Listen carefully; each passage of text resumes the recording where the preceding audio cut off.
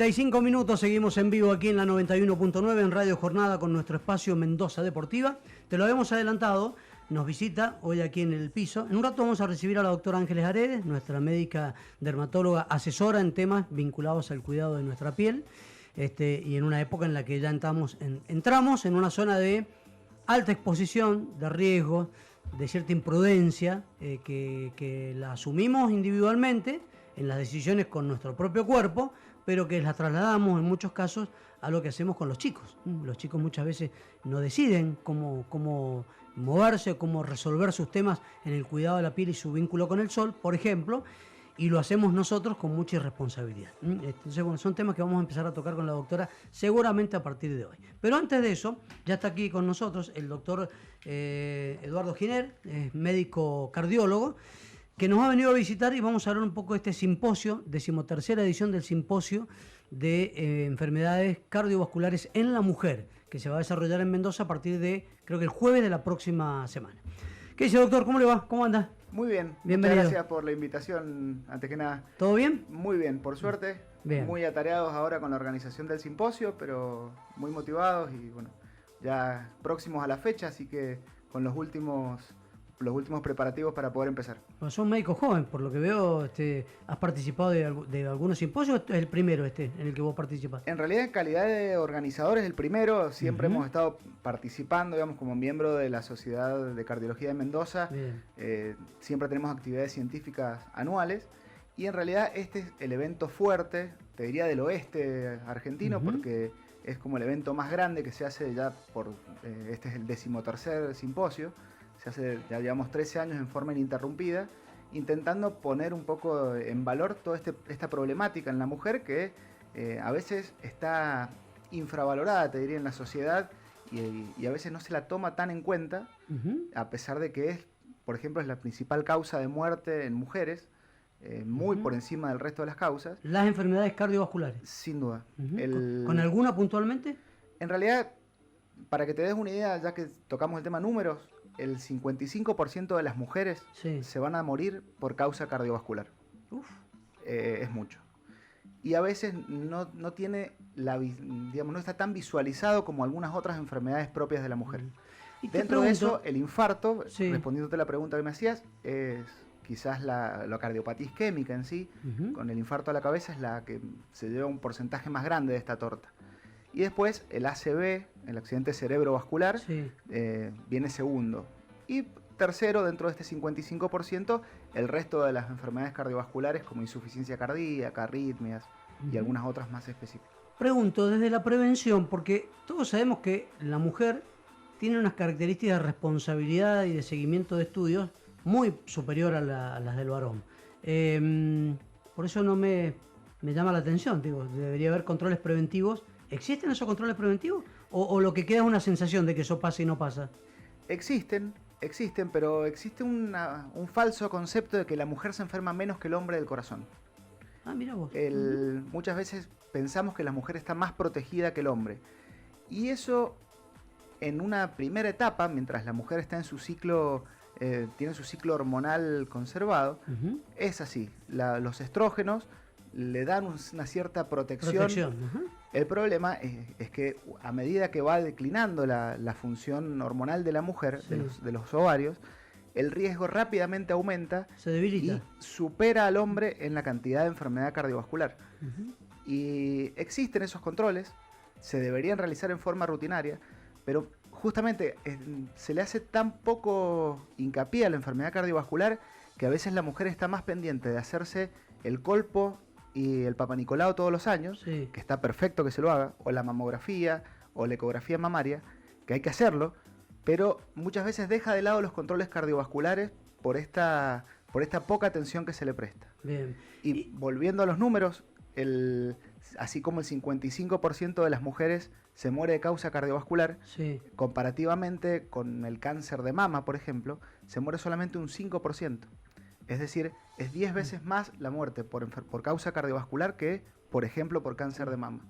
Entonces, un poco el objetivo del simposio y de las sociedades científicas en Argentina justamente es esto, es poner en foco que el problema de la enfermedad cardiovascular es sumamente importante y que los controles tienen que ser muy rigurosos y muy estrictos. ¿Cuánto puede tener que ver una patología sintomática de la que se habla tanto como el estrés? Tanto en la mujer como en el hombre, pero por ahí te pregunto por estos números que vos manejás con relación al tema de la mujer. Mucho. No te podría decir un número específico de cuánto influye, pero el estilo de vida que llevamos en realidad es un poco indistinto en el sexo, pero sí es, digamos, influye muchísimo en la cantidad de catecolaminas, que son unas sustancias que libera el cuerpo ante el estrés, y algunas otras hormonas, y que están íntimamente relacionadas con el desarrollo de enfermedad cardiovascular. Primero porque pueden producir hipertensión, traen aparejados cambios en el colesterol, en la glucemia, en la cantidad de azúcar en sangre, y son todos factores de riesgo que van influenciando y que predisponen a tener enfermedad cardiovascular. Bien. O sea que la respuesta es sí, totalmente es, todos los factores estresógenos son un marcador de riesgo para enfermedad cardiovascular. Y puedes tener que, viste que venimos transitando un tiempo de igualdad lógica, razonable, que se ha planteado, que también lleva a que hoy muchas mujeres ocupen lugares que normalmente no los ocupaban en otros tiempos, ¿no? Quiero hacer bien clara la pregunta porque si no, viste, se llenan susceptibilidades muy rápido sobre este tema. Pero digo, da la sensación que esa exposición también puede exponerla a un mayor estrés, o esas responsabilidades producen daños que después se trasladan a esto o impactan en su salud. Sí, sin duda, sin duda. Y si bien la sociedad ha avanzado mucho en el tema de igualdad, la mujer sigue cargando con un peso y una carga que a veces es mayor que la del hombre. Sí, porque la mujer en los espacios laborales, por suerte, en muchos lugares se ha equiparado al hombre, pero después sus tareas en el hogar y con los hijos muchas veces siguen muy relegadas a la mujer. Claro. Entonces termina teniendo un compromiso y una responsabilidad, y esto con una carga de estrés que termina siendo mayor en la mujer que en el hombre. Ha avanzado mucho la sociedad, creo que todavía estamos lejos de esa igualdad, lamentablemente, pero hoy por hoy la mujer creo que a grandes rasgos se encuentra con una carga de estrés más grande que el hombre, sin duda. ¿Este simposio se realiza siempre en Mendoza? Este simposio se realiza siempre en Mendoza.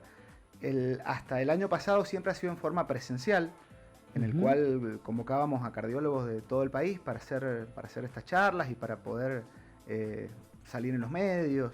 Actualmente, bueno, obviamente por el contexto de pandemia, este es el segundo año que lo realizamos en forma virtual, que tiene la ventaja que nos permite participación de gente de muchos lugares del país, sin necesidad de tenerlos, y bueno, ha ampliado también el espectro de gente a la cual está destinado.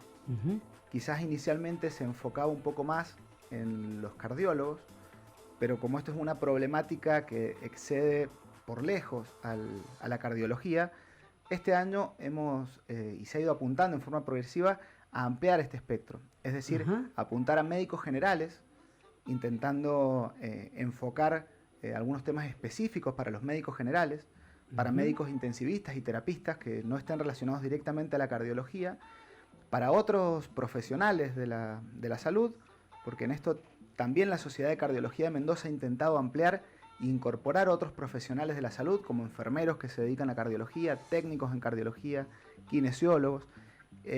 Bueno, y justamente al ampliar este abanico de posibilidades, también tenemos temas específicos para ellos, y que también todos los agentes que están en el sistema de salud puedan tener una participación proactiva en el tema del cuidado de la salud en la mujer. Esto va a ser el jueves 30, el viernes 1 y el sábado 2 de octubre. 30 de septiembre, 1 y 2 de octubre. Bien. Exacto. El hecho de haber ampliado e incorporar a más especialistas de variadas ramas, lleva de pronto a tener en cuenta, ¿se va a hablar en algún momento de esta exposición en la que ha quedado también la cardiología con relación a tener que evolucionar en los controles de COVID para saber cuáles son las secuelas que el COVID realmente deja en pacientes que han pasado por la enfermedad? Y también en aquellos que por ahí se hablaba mucho del tema de los deportistas de competencia. ¿Viste que se va a hablar de este tema? Hay algunos paneles específicos de COVID, no podíamos estar ajenos a la agenda y a lo que nos marca el presente. Y es bien sabido que el COVID afecta directamente el corazón y que es mucho más frecuente, más prevalente esa afección de lo que se pensaba.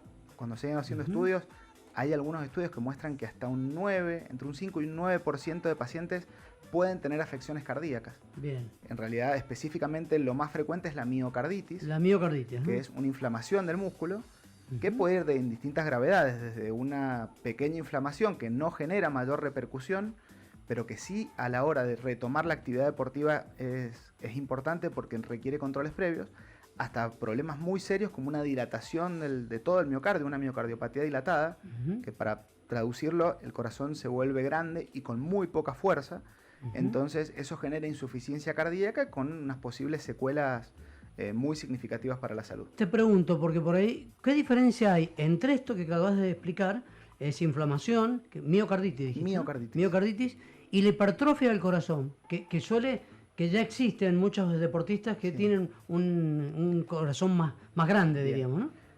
Sí, son entidades completamente distintas. Ah, bien. ¿No se pueden confundir? No, es muy difícil. Quizás se pueda confundir en algún electrocardiograma, pero al realizar estudios más complejos ahí es distinto. Está. Bien. La hipertrofia en sí es, en lugar que el corazón se dilata, es que las paredes del corazón se vuelven gruesas, por así decirlo. Y eso, a veces, sobre todo en el tema deportista, resulta una incógnita y requiere otro tipo de estudios, porque se confunde en realidad con uno de los problemas de salud más importantes en los deportistas menos de 40 años, que es lo que se llama miocardiopatía hipertrófica, que es la principal causa de muerte en deportistas jóvenes. Y a veces en los deportistas de alto rendimiento, por la adaptación al esfuerzo físico exagerado, se produce una hipertrofia en el músculo. Bien. Y entonces, que bombea más lento, ¿no? No necesariamente, eso sería la frecuencia cardíaca. Ah, bien.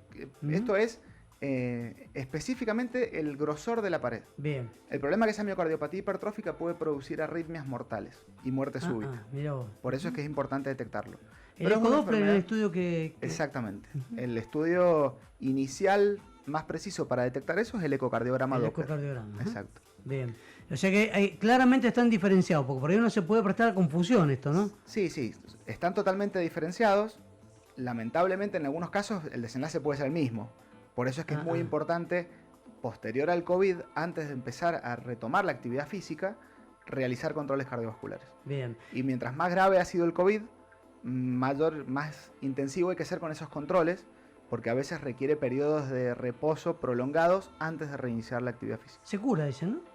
Generalmente es reversible en muchos casos, sobre todo cuando son pequeños. Cuando son más grandes y se genera esta miocardiopatía dilatada que te comentaba, a veces pueden retrogradar un poco y volver a una función más normal, pero a veces pueden quedar secuelas. ¿Y hay síntomas definidos de cómo se manifiesta?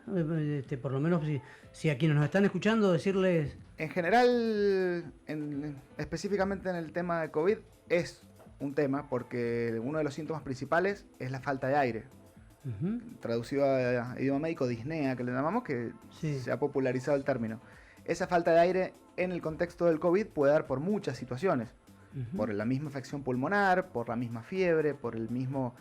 a veces porque las arterias que llevan sangre a los pulmones pueden sufrir trombosis, que también es algo bastante frecuente en el COVID, y también puede producirse por esto. Entonces, cuando posterior al COVID quedan secuelas, es decir, el paciente tiene falta de aire, tiene dolor de pecho o tiene fatiga exagerada, también es un motivo para ser más intensivo en los controles y realizar estudios cardiovasculares. ¿Hay una toma de conciencia de la sociedad con relación a hacer controles post-COVID? Sí, totalmente.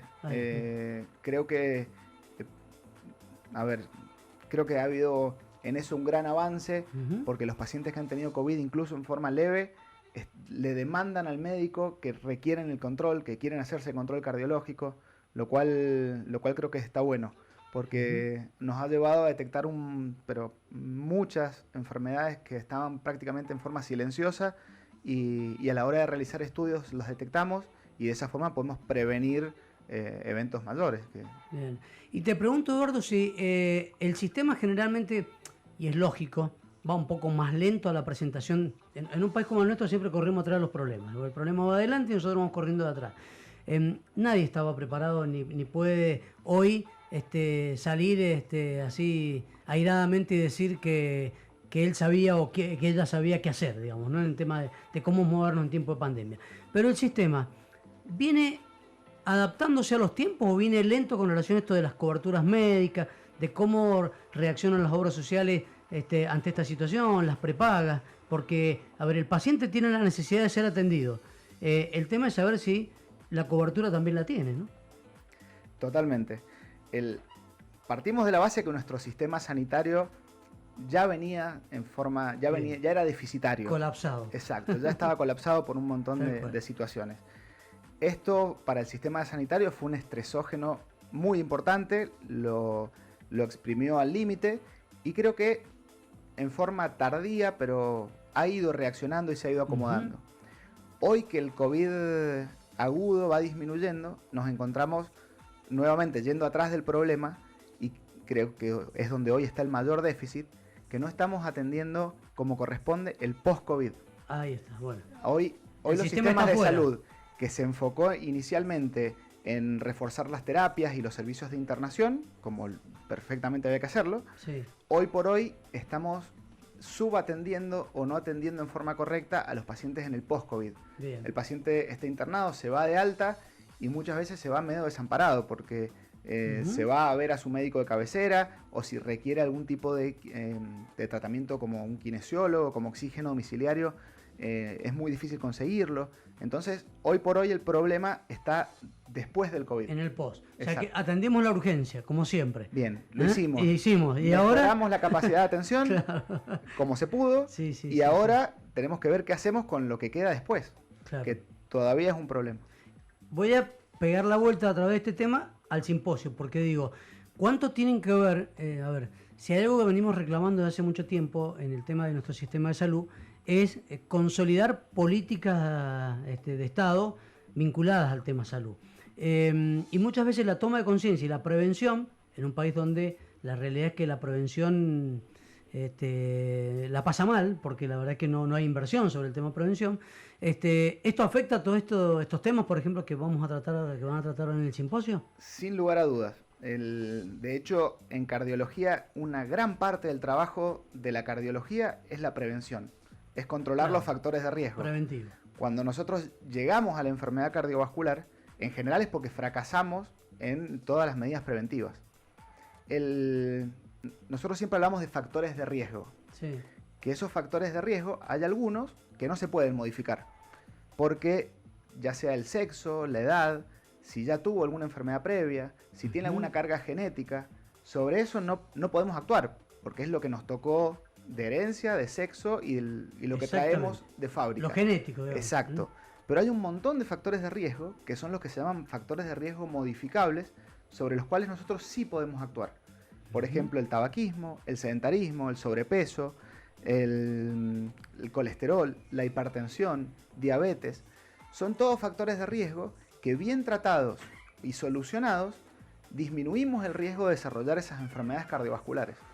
Entonces, una gran parte del simposio se centra principalmente en cómo corregir todos estos factores de riesgo y cómo intentar evitar llegar a la enfermedad. Bien. ¿Y cómo le hacemos entender al sistema que la prevención es una inversión y no un gasto? Es difícil porque son números que se ven a largo plazo. Claro. Y muchas veces nuestro sistema de salud está sumergido en un sistema político que llega a elecciones cada 2 años. Y ese sistema político necesita ver resultados y a veces la urgencia se lleva puesto lo importante. Claro. Entonces, cuando intentamos planificar la salud como debería ser de acá a 10, 15 años, nos encontramos con un periodo eleccionario y quizás o con alguna situación de urgencia como pasó ahora con el COVID, que se lleva puesto todo y dejamos de lado nuevamente las medidas que son a largo plazo en pos de la urgencia. La lectura que puede hacer cualquier ciudadano común es que el sistema no necesita enfermo y no sano. Sí.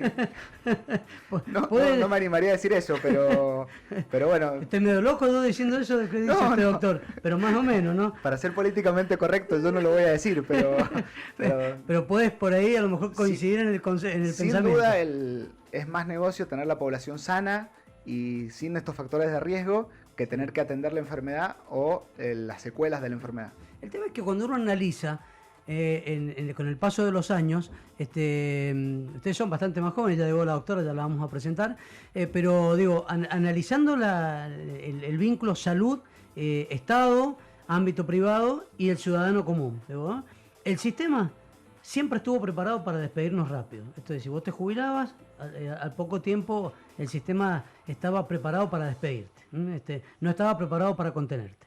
Ahora ni hablar, porque estamos transitando la longevidad. Y para la longevidad hay un Estado que no sabe qué hacer. A partir de los 65 70 años, el Estado nos desampara absolutamente. Y para el ámbito privado, no sé hasta dónde dejamos de ser parte del negocio también. Entonces, un tema. Ustedes tienen mucho trabajo por delante en el tema de la salud en un país como el nuestro, ¿no? Sí, en ese caso es un problema mundial. Es mundial. El envejecimiento de la población relacionado al ámbito médico es un problema mundial, el cual requiere que los servicios de salud estén adaptados. Los pacientes, mientras más longevos son, más servicios de salud necesitan, más medicación necesitan y menos producen. Entonces, si no adaptamos el sistema sanitario al cuidado de los mayores, del adulto mayor, siempre va a ser deficitario. Ahora yo digo, ¿y si nos ocupamos del más joven? Porque si llega saludable, va a seguir produciendo, va a generar menos gasto, y digamos, la visión preventiva debería darnos ante la longevidad un adulto mayor sano que indudablemente va a ser mucho más productivo, ¿no? Sin duda. Debería, sin ¿no? duda. Volvemos a lo que hablábamos recién. Claro. Cuanto más prevención hacemos, vemos resultados a largo plazo mucho mejores. Mucho mejores, claro. Pero estamos hablando de que actuamos sobre un joven de 20 años y los resultados probablemente, o en sus 20, en sus 30, 40, los vamos a ver dentro de 10, 15, 20 o más años. A veces los resultados son tan a largo plazo que en sistemas que están tan carenciados y tan atentos a la urgencia y a solucionar los problemas diarios, no le prestan atención a este tipo de cosas. A la prevención. Bueno, ¿cómo le va, doctora? ¿Qué dice? ¿Todo bien? Muy bien, acá estamos, llegué. Bueno, espero que el doctor no le diga después que al final me trajo a hablar del simposio y me paseó por todos lados. Bueno, no, pero con el conocimiento que tiene está bien que lo haya paseado por todos lados. Lo está demostrando el doctor. Saludamos a la doctora Ángeles Aredes, nuestra médica dermatóloga que nos visita habitualmente los días miércoles. Hoy tenemos temas para desarrollar, ¿no? Tenemos varios. Varios. ¿Entre ellos? Entre ellos, ahora que empieza la época linda de sol, sí, el tema de los costos. Los costos de los productos. Hablando también de esto, de la prevención. ¿Investigó, doctora? Estuve investigando. Me has tenido el fin de semana investigando. Yo algo investigué, no tanto como usted, pero algo investigué también. Bueno, vamos a poner en valor eso justamente que... Igual yo investigué algunos otros valores de cosas que salen mucho más caras que un buen protector solar. ¿Cómo qué? Un perfume, por ejemplo. Bueno. Un perfume importado sale 5 veces más caro que un protector. Así es. Y no te protege de nada. No. Te da buen aroma nada más. Pero bueno, para tenerlo en cuenta. Sí, bueno, enseguida lo charlamos. Doctor, ¿se queda un ratito más? ¿Cómo está su tiempo? Sí, perfecto. Bueno, me quedo por acá. Vamos a volver al tema del simposio ahora después de la pausa y vamos a hablar de cardiovasculares en la mujer. Un tema que vamos a aprovecharlo a la doctora, pero para que nos hable como mujer en los estudios. ¿Qué dice usted? ¿Cómo lo ve? Perfecto. Siempre un buen ejemplo. Es un buen ejemplo, ¿no? El tema habla de que, decía el doctor, a ver, corríjame doctor si no, pero digo, nos contaba que la mujer en algún determinado momento no realiza muchos estudios preventivos con relación a estos temas. ¿Vos qué ves? Con respecto a la salud en general, para mí, hay un punto en que las mujeres dejan de controlarse. ¿Es así, doctor? Es así, en gran parte es así. Bien. Siempre, bueno, me parece que, no es por generalizar, pero me parece que cuando por ahí tenés hijos u otras ocupaciones, a veces ponés, digamos, en perspectiva y priorizás a veces la salud de tus más allegados. Uh-huh.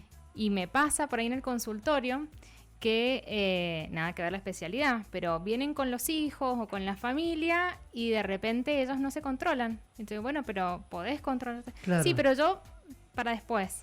Bien. Es como que siempre como que nos dejamos a veces de lado. Bien. Pero bueno, a mí me parece fundamental porque, digamos, no solamente la parte cardiológica, sino bueno, es nuestro órgano vital que nos mantiene día a día.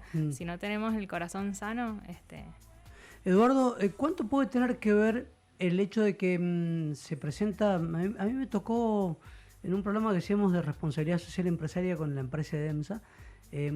Durante mucho tiempo hacíamos programas en el COIR. Y ahí detectábamos, nos contaban los médicos especialistas que muchas mujeres, pasaba con muchas mujeres que decidían no hacerse los controles por temor a encontrarse con la enfermedad. Y que cuando llevaban un buen tiempo sin hacer controles, la decisión era, preferían encontrarse con la enfermedad y no ir a hacer controles con el temor. No sé si fui claro en esto. Sí, ¿Pasa eso? clarísimo, muy frecuentemente. De hecho, muchas veces cuando nosotros atendemos enfermedades que no se manifiestan, entonces nos resulta en ese sentido el doble de dificultoso a veces convencerlos de que lo que tienen es una enfermedad. Y te pongo ejemplos. Muchas veces vienen las mujeres presuntamente sanas, digo mujeres, pero en general, ya que estamos hablando del simposio. Sí, exactamente. Presuntamente sanas, entran al consultorio, tienen la presión muy alta por las nubes, hacemos análisis y tienen colesterol alto, y de repente le decimos a una mujer que se sentía sana, que es hipertensa, que tiene dislipemia y que necesita medicarse para esas dos cosas. Todos juntos. Exacto, y la señora venía sin sentir nada. Entonces, una respuesta muy habitual es, al final yo no venía al médico y estaba perfecto, ahora vengo al médico y tengo dos problemas. Como si la culpa fuera el médico. Exactamente. Entonces, claro. Ese tipo de enfermedades Claro. que son silenciosas hasta que se manifiestan, Claro.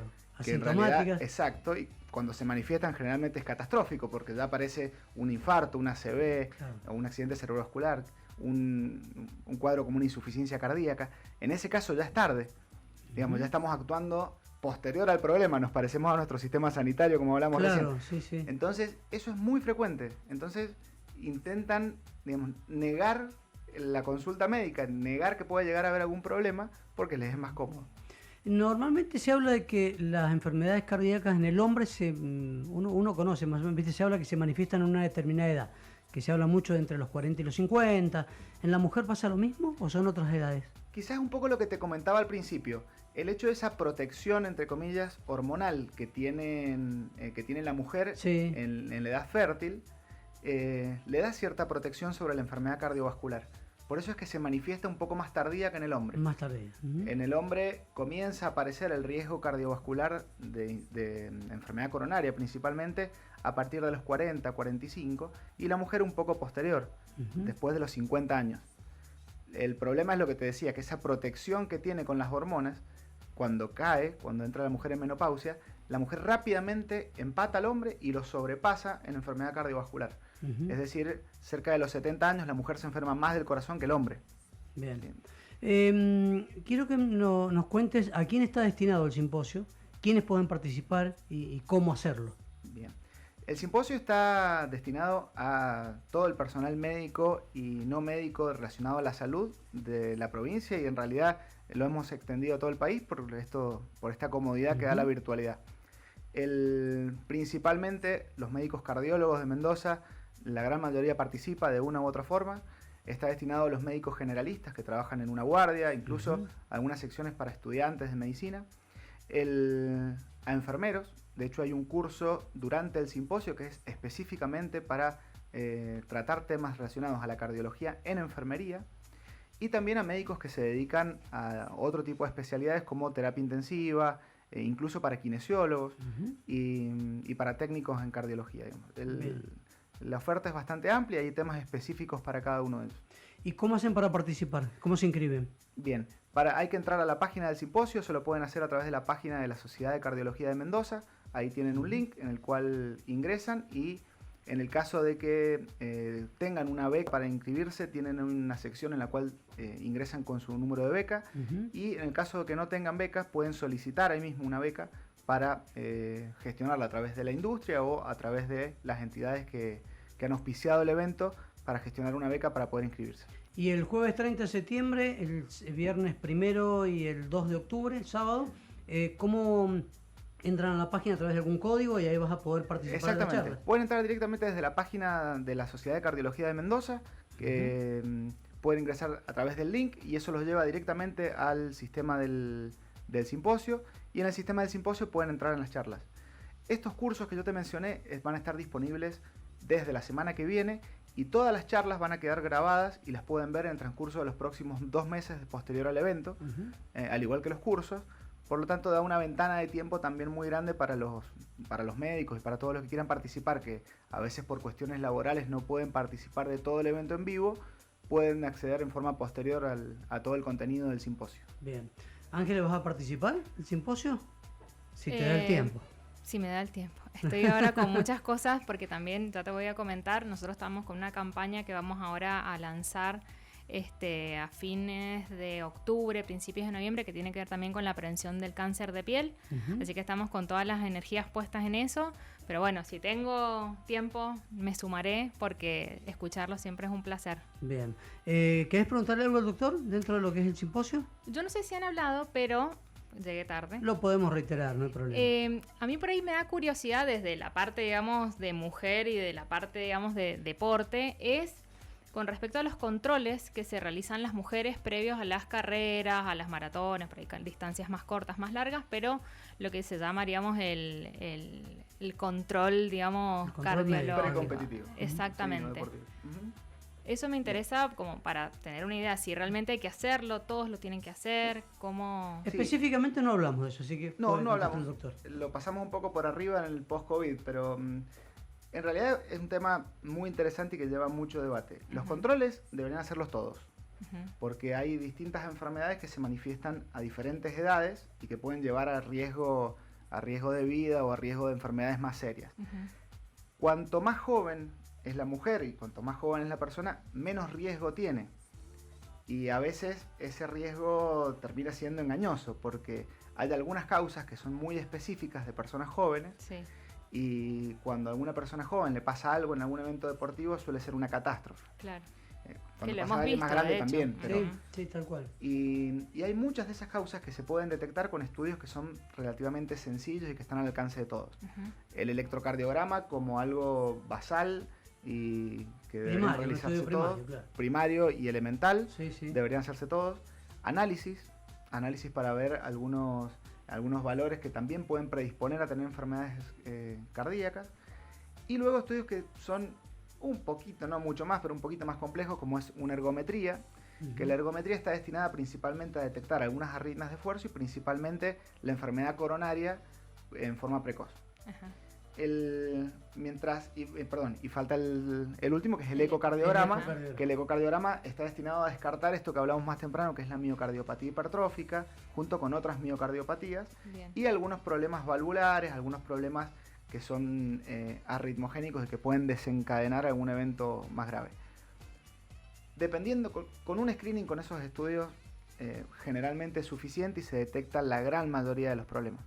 Hay otros que para ser detectados requieren estudios mucho más complejos y hay algunas enfermedades que lamentablemente es imposible predecirlas en el tiempo y que son indetectables, y por eso es que a veces nos toca ver casos como el jugador ahora en la Eurocopa que tuvo una muerte súbita. Exactamente, de la muerte súbita. Son jugadores que están súper estudiados, que se les realizan controles exhaustivos de todo tipo y aún así a veces puede pasar.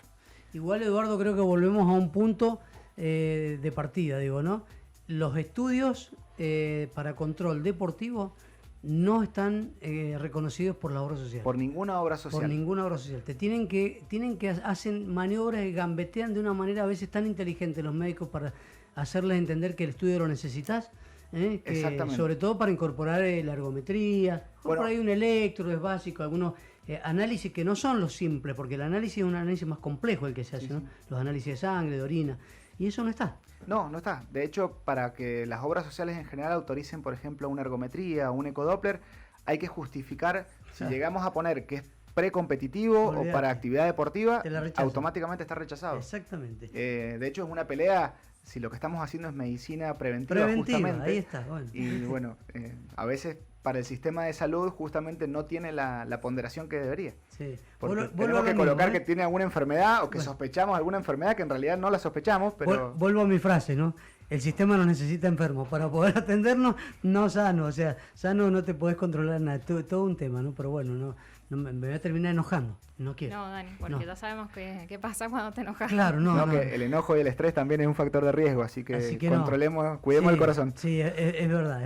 Eduardo, y dentro de esto que preguntaba recién Ángeles, pregunto, porque la mujer es mucho más disciplinada, para esto ya lo habíamos adelantado, y en este tema de los controles deportivos, hoy está equiparado en sus esfuerzos físicos, hoy está en un rendimiento superlativo, con un gran protagonismo, con condiciones llamativas en su rendimiento, aún mujeres que han sido mamás, retoman la actividad, hay una exposición alta.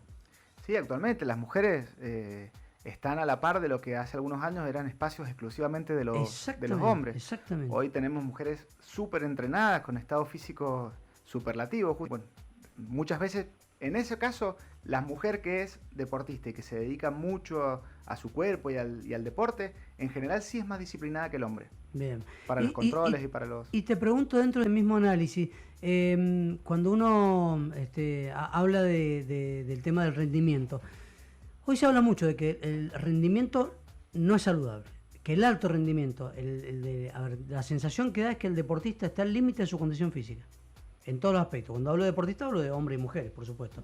Y que eso lo expone en su salud general y que las secuelas pueden ser muy graves. ¿Esto realmente es un tema que se habla?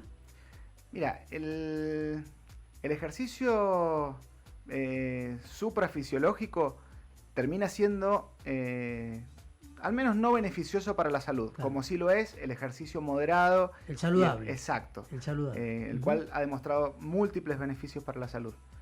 Creo que es discutible si un ultramaratonista, por ser ultramaratonista, va a tener más riesgo. Yo creo que puede tener un poco más de riesgo que el que hace ejercicio moderado, pero seguramente no va a tener más riesgo que el obeso que está sentado en su casa viendo tele. Bien. O sea, creo que con los controles pertinentes y con los cuidados médicos, y bueno, algo que yo siempre le digo a mis pacientes que son deportistas, con la conducta en todos los aspectos de la vida, si uno quiere ser ultramaratonista o si quiere ser un deportista profesional o de alto rendimiento, tiene que alimentarse como un deportista profesional, tiene que dormir como un deportista profesional, porque si no, el que sale el viernes a la noche y toma de más, come de más, y el sábado pretende correr una maratón, y ahí sí se pone en riesgo y exacerba, digamos, su riesgo de tener algún evento o algún evento adverso. Bien. Para cerrar, yo le quiero, no sé, ¿querés hacer alguna otra pregunta, Ángeles? No, está bien. Yo para cerrar te quiero preguntar, Eduardo, aprovecho para contarle, porque me entró un mensaje, creo que Eduardo Giner, Eduardo es hijo del ex intendente de Tunuyán. Me dice, es muy joven para ser, claro, es muy joven para ser el padre. Ese sería, ¿no? Así que tu papá se sigue dedicando a la medicina, ¿no? Mi papá sigue haciendo medicina, sí, él es especialista en neumonología y en clínica médica, y sigue atendiendo su consultorio. ¿Y a la política no?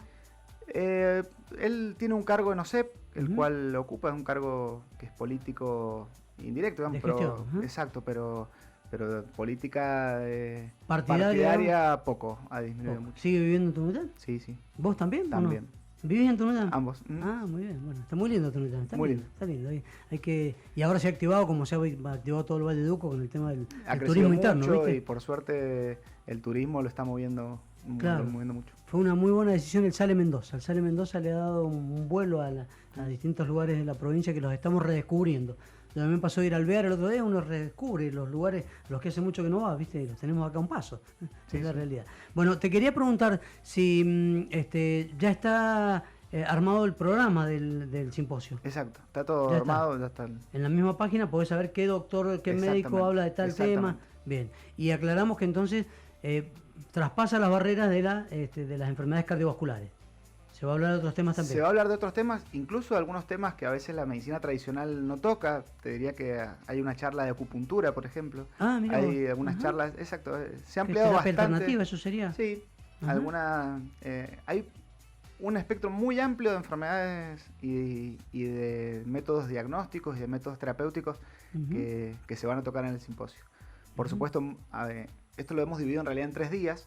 El primer día se va a enfocar principalmente en la prevención y en el tratamiento de las enfermedades que afectan a la mujer joven.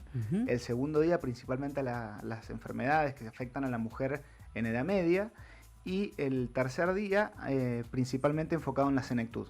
De hecho, el lema del simposio es que nunca es demasiado pronto y nunca es demasiado tarde para actuar. Mira qué interesante. Bueno, y es bueno escuchar que las terapias alternativas se pueden sumar, porque como pasa también, viste, con el empirismo en muchas carreras que por ahí se niegan a terminar de tomar cosas que vienen de la parte empírica. Ayer hablaba en el Día de la Sanidad, aprovecho para saludarlos, con el presidente del Instituto de Docencia, Investigación y Capacitación Laboral de la Sanidad, con Luis Gesowitz, y charlábamos de la importancia que tiene hoy la profesionalización de muchas carreras vinculantes a la salud, como son la de la enfermería, que arrancaron solamente desde el empirismo. O sea, la enfermería tiene una base formativa en el empirismo, absolutamente, hasta que se empezó a especializar, ¿no? Totalmente. Y hoy por hoy, yo estoy a cargo actualmente, soy el jefe de una unidad coronaria, y hoy por hoy pensar en enfermeros que no sean no solo profesionales, sino que además subespecializados en lo que hacen, claro, es una locura. Claro. Hoy un enfermero en una unidad coronaria tiene que manejar una bomba de infusión, un respirador,